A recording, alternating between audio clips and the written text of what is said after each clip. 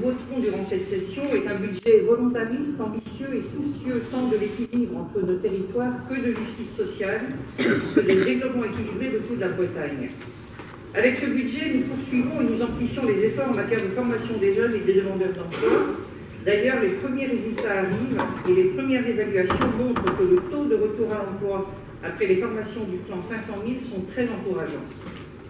Ce budget est dans le droit fil de ce qui était annoncé lors du débat d'orientation de décembre et des engagements de début de mandat. C'est bien l'outil d'une stratégie claire, transparente, au service de l'emploi, des entreprises, de l'innovation, des territoires et des solidarités.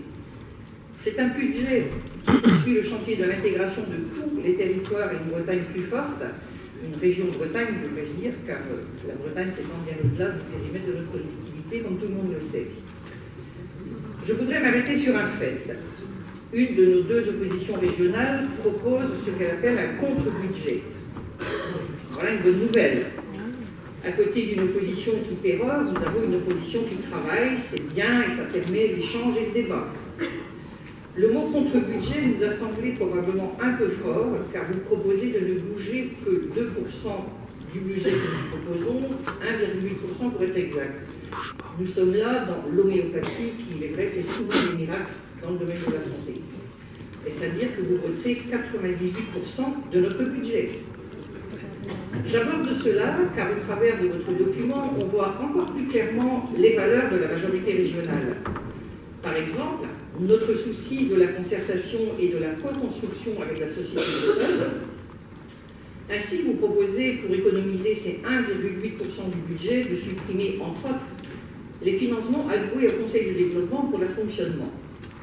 Est-ce à dire que la concertation avec les organisations patronales, avec les syndicats, avec les associations n'est pas utile?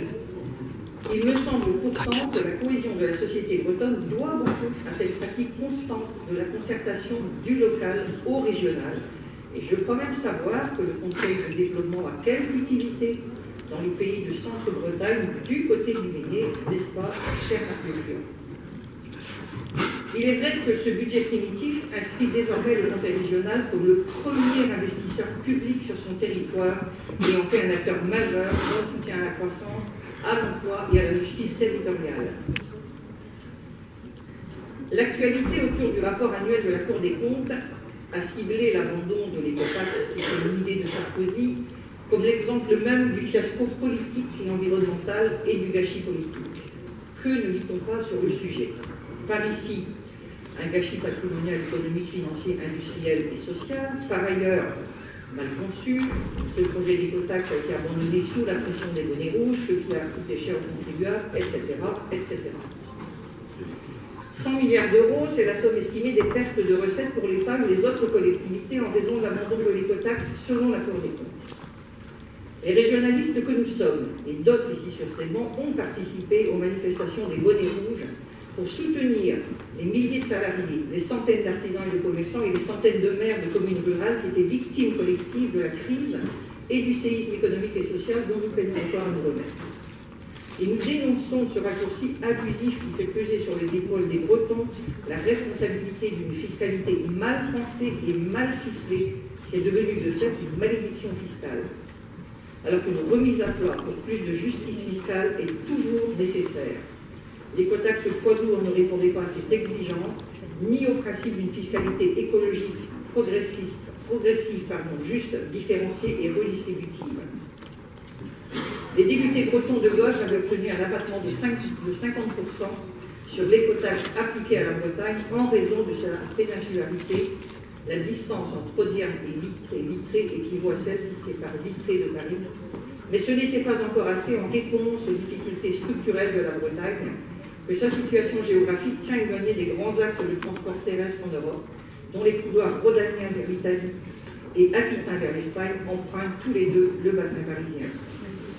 C'était une fiscalité mal pensée, car si je reprends Mona Ozouf dans son dictionnaire critique de la Révolution française, elle conclut l'article consacré au mot égalité, grand principe de la triade républicaine, en affirmant, je la cite, « L'égalité formelle camoufle sans doute les inégalités réelles, mais elle ne les protège pas longtemps.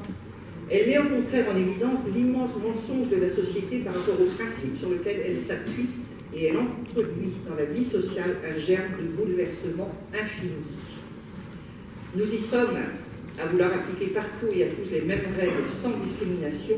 On aboutit à des effets pervers et opposés aux objectifs affichés, comme si l'égalité c'était de proposer une pointure de chaussure unique pour tous les pieds. Toute famille politique confondue, l'Association des maires de France dénonce depuis 2015 la baisse brutale des dotations de l'État, soit 28 milliards d'euros cumulés entre 2014 et 2017, donc 28 milliards d'euros qui ne sont plus injectés dans les économies locales au bénéfice d'entreprises locales et de l'emploi local ou régional. Entre contribution à la réduction des dépenses publiques et cure d'austérité imposée, la fameuse CENI du Dr Diaforis, se pose la question des conséquences désastreuses pour les services publics locaux et pour l'investissement local.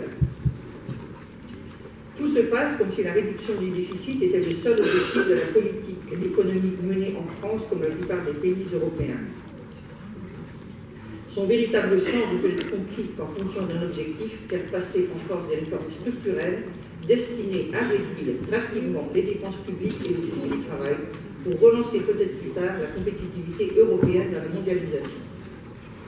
Après cette recontextualisation, pour en revenir à notre budget, je reviendrai sur deux éléments majeurs. En dépenses et donc en action concrète, nous avons ici les orientations nécessaires pour la région Bretagne prennent en charge ces nouvelles compétences et ces nouvelles ambitions en matière de culture, d'emploi, de transport, d'eau, par exemple. Et en recettes, ce ne sont que 9% de notre budget qui dépendent réellement de nos décisions. Il y a là une fragilité évidente qui montre par les faits le besoin de plus grande autonomie régionale au service des Bretons et des Bretonnes. Et enfin, un élément plus que majeur, le Conseil régional est désormais le premier investisseur public en Bretagne et en fait l'acteur essentiel dans le soutien à la croissance et à l'emploi en Bretagne. C'est à la fois une grande responsabilité et un motif de grande satisfaction. Je vous remercie.